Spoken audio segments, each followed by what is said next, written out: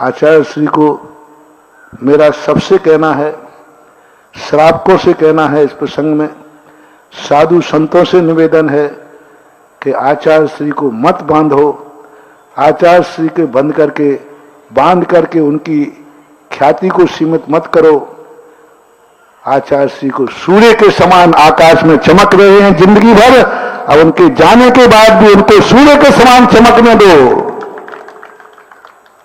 माल दलील देकर के हम आचार्य श्री के बहुत निकट में रहे हैं, हम आचार्य श्री पास ज्यादा रहे हैं, हम आचार्य श्री को ये करते रहे हैं, हम आचार्य श्री के पास रहे हैं, हम आचार्य श्री के खास थे, खास, हाँ खसखस थे, खसखस, खास नहीं थे वो, खसखस की टटिया थी, टटिया।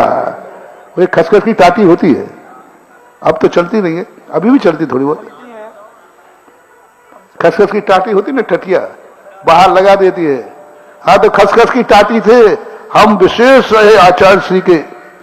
हाँ खसखस की टटिया पे बाहर बैठे पानी सींचते रहे। वो एक कलेक्ट्रेट में लगती थी पहले, अरे तो अंदर बैठा था कलेक्टर, और बाहर वो चौकीदार, क्या वो लाल टावल बांधे हुए, तौलिया, वो क्या करता था बार बार, किस पे, और स्वयं तो लूई खाता था। यानी बाहर खसखस की टाटी के बाहर बैठ करके, हाँ खास नहीं थे, खसखस की टटिया थे, टटिया, और उसको सींचते रहे। क्या समझ में नहीं आ रहा। हम खास थे, आज श्रावक लोग ऐसे करो, मैं आचार्य का खास था, हमारे ऊपर विशेष आशीर्वाद था, हम आचार्य से विशेष जुड़े थे, आचार्य से हमारे खास थे, हम उनके खास थे, हम आचार्य के पास बहुत ज्यादा रहे हैं, ये करे, पता नहीं क्या क्या बोल रहे हो। ये सब सूर्य को दीपक बनाने वाले का पाप लगे रहे। बना सको तो दीपक को सूर्य बना दो, लेकिन इतना निकृष्ट कार्य मत करो कि सूर्य को दीपक बना दो। सूर्य को दीपक बनाने का अर्थ है अपने खुद के दीपक को चौराहे पर रख दो, सारा जगत उस प्रकाश को देख सके। वो है दीपक को सूरज बनाना। दीपक तुम्हारा है और तुम कहां रख दो उस दीपक को? चौराहे पर, सबको प्रकाश मिल सके।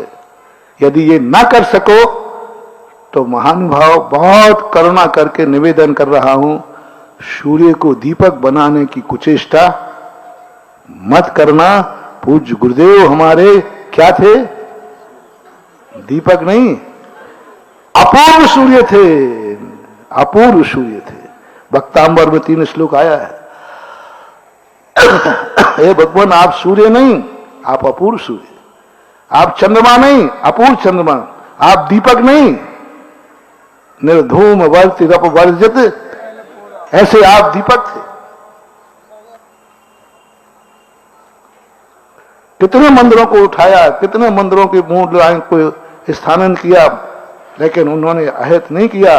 आज वे तेज क्षेत्र आकाश में छू रहे हैं। आज बीनागंज आकाश में छू रहा है, बीना बारा। आज रहली पटना क्या विशाल मंदिर बन रहा है, देखो मेरे गुरुदेव की कृति। और वहां भी परिवर्तन हुआ, वहां भी साइड पर रखे। तो उतने ही बोलो, कहीं 100 वचन बाधित न हो जाए। तो स्थिति को लेकर के कोई बात नहीं, चलता रहता है सब। वो तो तुम्हें एहसास करा रहा हूं कि तुम ही नहीं जानते हो, तुम 50 साल से जानते हो, तो मैं एक बार और बोल दो, 46 साल से। प्रमोद तुम्हारे पिताजी 46 साल से जानते हैं। 2 साल ज्यादा हुए ना, 2 साल, हम 2 साल कम। 2 साल में तो तुम्हारी गप चल जाएगी, 2 साल में तो तुम्हारी गप चल जाएगी। जो कहोगे तुम कह दूंगा हाँ भैया ठीक है, लेकिन 2 साल के बाद फिर तुम्हारी गप नहीं चलेगी, क्योंकि फिर तो मैं भी आ गया था। ऐसी स्थिति में देखो आज भगवान का रूप क्या बना है और क्या रूप बनने वाला है। जो भी उनका संकेत था, कहो मत करो, प्रदर्शन की अपेक्षा करने पर। कई लोग कहते महाराज जी आप पहले से प्रचार करते, पंपलेट छापते, तो मैंने कहा आचार्य जी ने कहा था कहना नहीं, प्रदर्शन नहीं करना, अपन को कार्य करना। ये सूत्र है हमारे गुरु के। और ग्रस्तों की बातों में नहीं आना। आजकल सब कई लोग साधु, सभी तो नहीं, कुछ साधु ग्रस्तों की बातों में आकर के, और स्वयं बोलते हैं कि आचार्य जी कहते थे ग्रस्तों पर कभी विश्वास नहीं करना, और ग्रस्तों की बातों में क्या, ग्रस्तों के अनुसार ही चल रहे हैं, और कहते हैं ग्रस्तों की बातों पर विश्वास नहीं करना, आचार्य जी ने कहा है, और ग्रस्तों की बातें सुनते, और कहते अपन टीवी मोबाइल से दूर रखते, और जब बाहर से किसी की बुराई करना हो तो सामने मोबाइल रखवा करके, और क्या बोलते उसको, व्हाट्सएप बोलते, क्या बोलते हैं,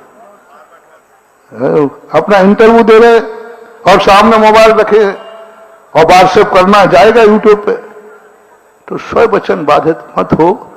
और ऐसे कार्य के लिए इसलिए कह रहा हूं कि फिर मुझे धारना भी पड़ता है, और मेरे संबंध में ध्यान रखना, दुनिया में कौन क्या कर रहा है ना मुझे मतलब है।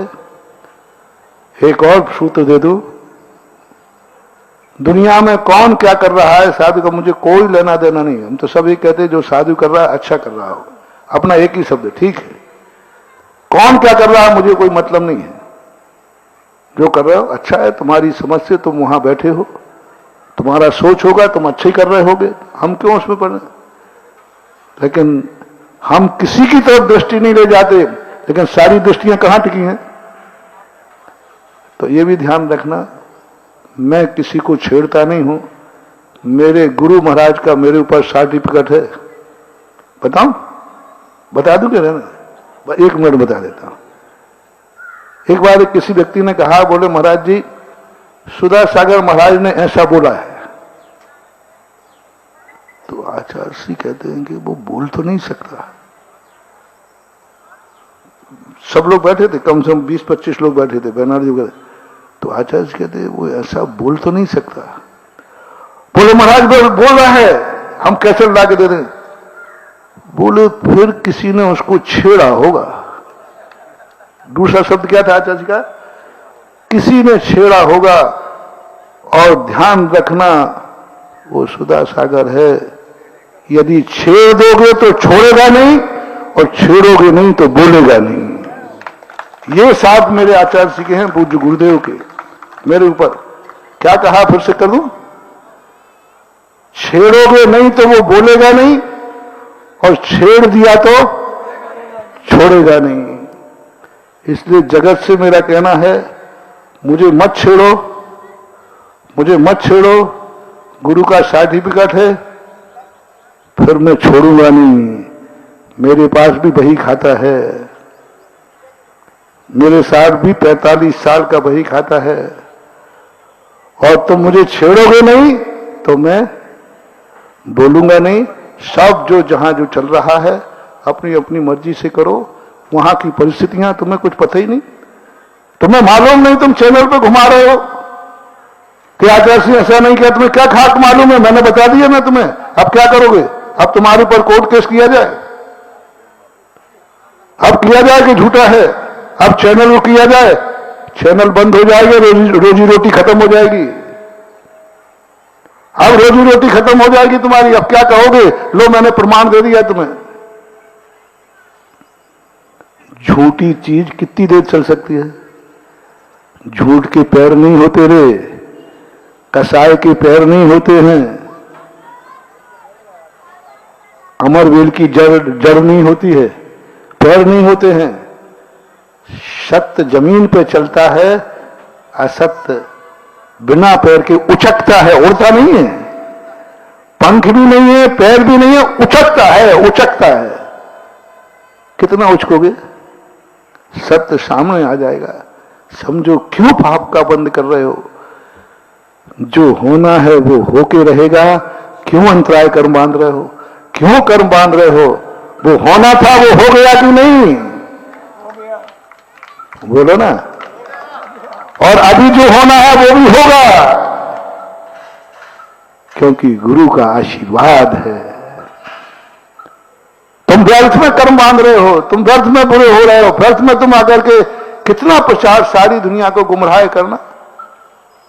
चैनल अच्छी बातों के लिए है, चैनल समाज के दर्पण होते हैं।